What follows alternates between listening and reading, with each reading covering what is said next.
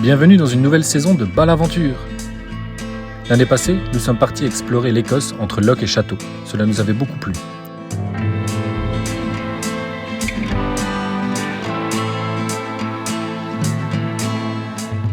Et puis, comme à chaque saison d'hiver, nous prenons nos quartiers dans les Alpes françaises, à Valloire plus précisément. On profite de la montagne et de ses plaisirs, et surtout, on travaille.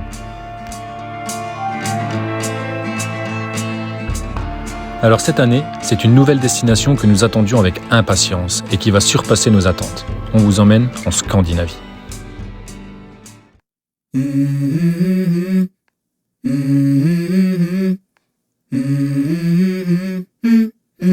Let's go. J'ai plein de salade dans mes dents. Non, ça va. Donc on a encore pris l'option pas chère. 58 €, mais c'est ouais, 58 €, c'était le ferry. Bon, ça dure 7 heures au lieu de prendre le pont depuis le Danemark. Mais voilà, on est parti.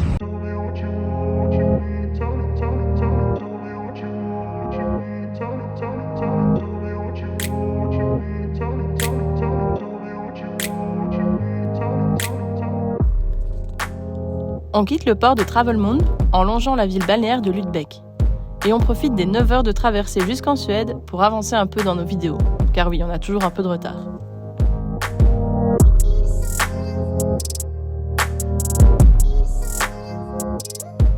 Le lendemain, nous voici arrivés à Trelleborg, en Suède. Et nous commençons nos visites par la ville de Ystad.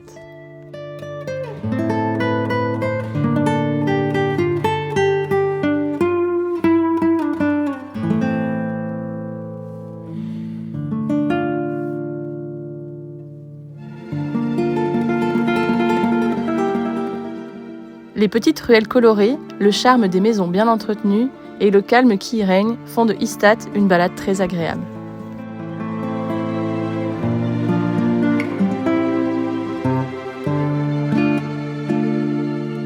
Qu'est-ce que tu penses de Ystad. Ystad? Moi je dis Ystad. C'est joli, c'est notre premier arrêt en Suède.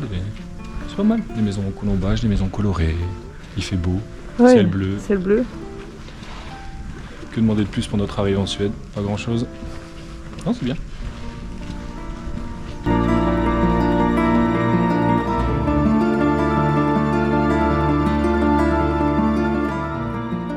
On découvre aussi son église, qui n'a pas d'intérêt particulier, mais on est admiratif des installations proposées pour le coin enfant, avec des jeux et le mini-orgue pour apprendre à jouer.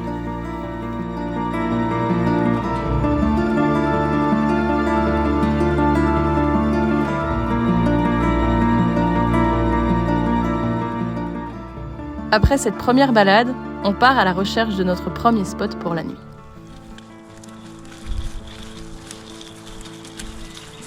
On avait manqué les pays nordiques.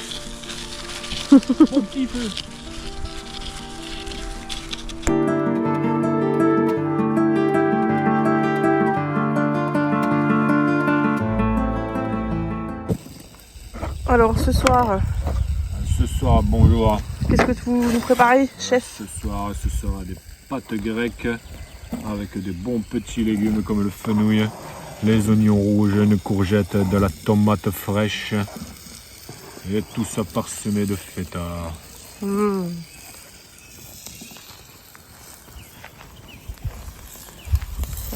Petites tomates.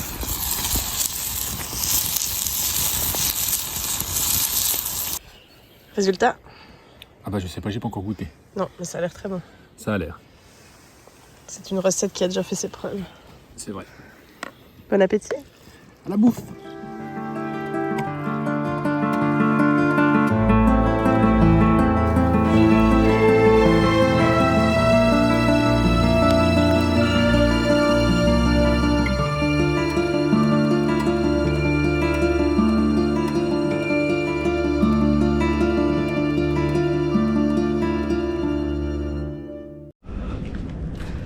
Et coucou. Où sommes-nous? On est à Lum, une ville universitaire. La deuxième plus grosse ville universitaire de Suède. La deuxième plus grosse ville universitaire de Suède. Et on marche, on déambule dans les rues. C'est très joli, il fait beau.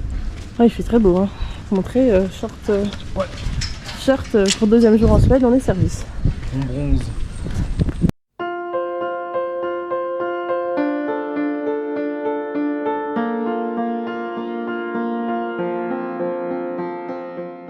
On commence par découvrir le centre-ville et les différents bâtiments universitaires qui le composent. L'université a vu le jour en 1666 et donna un souffle nouveau à la ville. Qu'est-ce que tu penses de la bibliothèque? La bibliothèque est très jolie. Mais moi je trouve que ça fait un peu hôpital psychiatrique. Je sais pas ce que vous en pensez, mais... Briques rouges, Ouais, des en végétaux fenêtre. qui montent le long des murs. On Ouais, fait sortir 2-3 camisoles de là. J'y suis.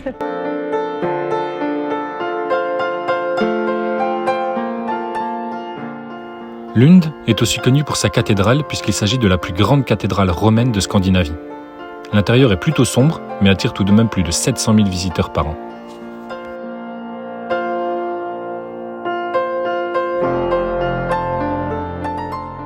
On y découvre aussi une horloge astronomique. La partie supérieure de l'horloge indique les différents signes du zodiaque, les phases de la Lune et l'endroit où le Soleil se lève puis se couche. La partie inférieure de l'horloge est un calendrier précisant les dates des différentes fêtes. On quitte Lund et on prend ensuite la route direction Göteborg. La route est longue et Marine reprend donc ses bonnes habitudes, et moi aussi, en la filmant.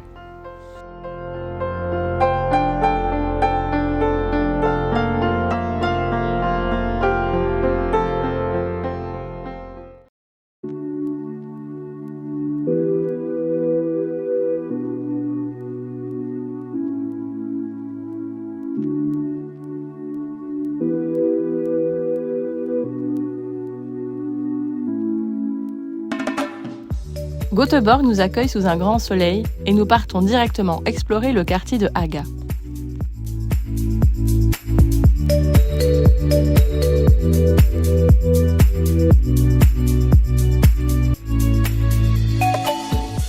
Le lieu regorge de terrasses et à 16h, celles-ci sont pleines à craquer car c'est l'heure de la fika, une tradition suédoise bien ancrée qui consiste à profiter d'une bonne pâtisserie et d'un café, surtout en bonne compagnie.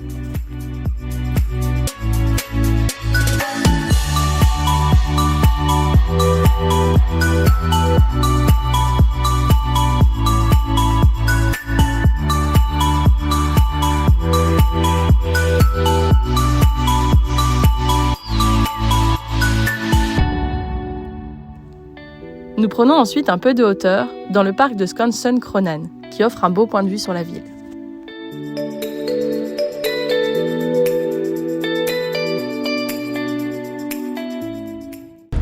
Alors aujourd'hui on est à Göteborg et on ne savait pas mais on l'a vite remarqué en arrivant.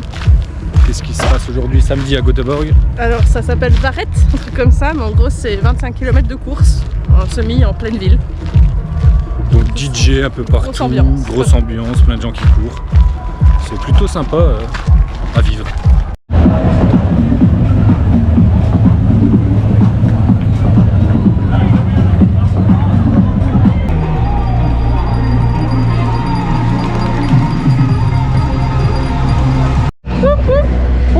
Ici on dit Que fait la police? police, comme Otis avec un P. C'est la police! Par contre, ce sera un vrai cauchemar pour quitter la ville à cause de la course. Mais on prendra notre mal en patience dans les embouteillages.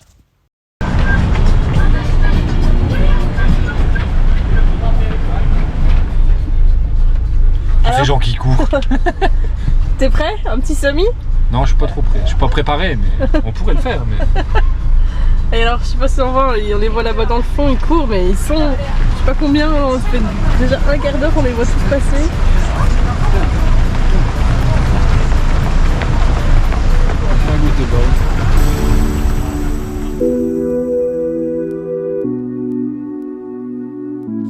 Nous emmenons ensuite Balavan dans la forêt à la recherche de notre spot du soir.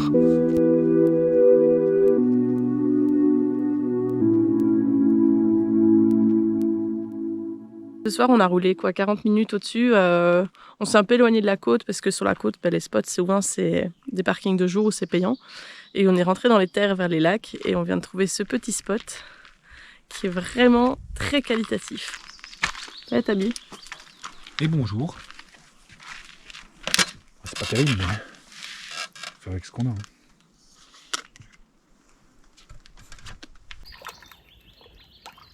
Elle est bonne?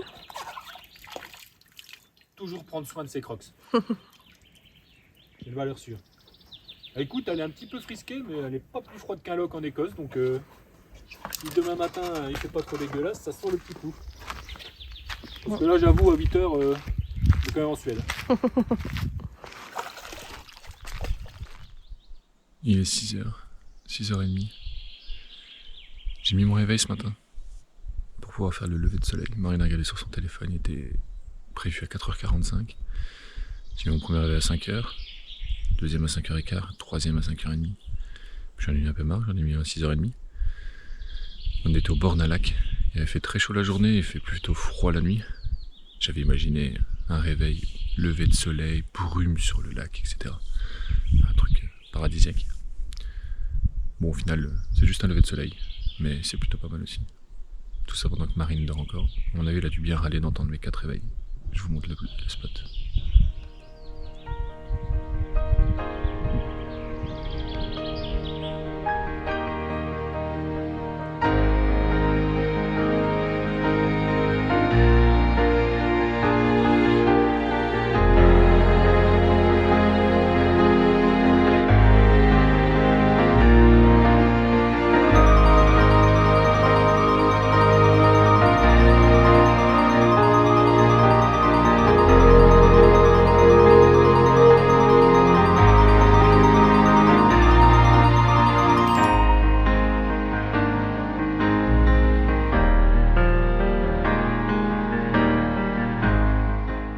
Et nous tiendrons parole puisqu'on fera notre première baignade en Suède. Nous sommes début mai et autant vous dire que l'eau du lac est encore bien fraîche.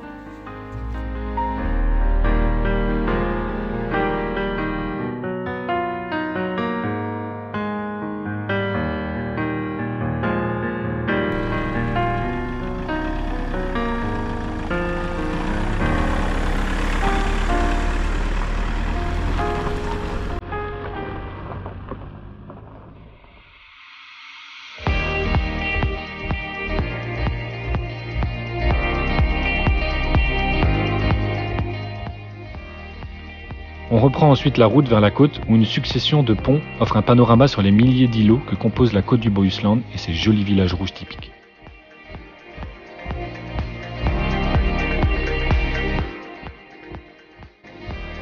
Dans la prochaine vidéo, on vous emmène découvrir la côte du Bohuslän et sa douceur de vivre. Si vous souhaitez suivre notre périple en Scandinavie, vous pouvez vous abonner sur YouTube et Instagram, car nous avons encore de superbes découvertes à vous partager.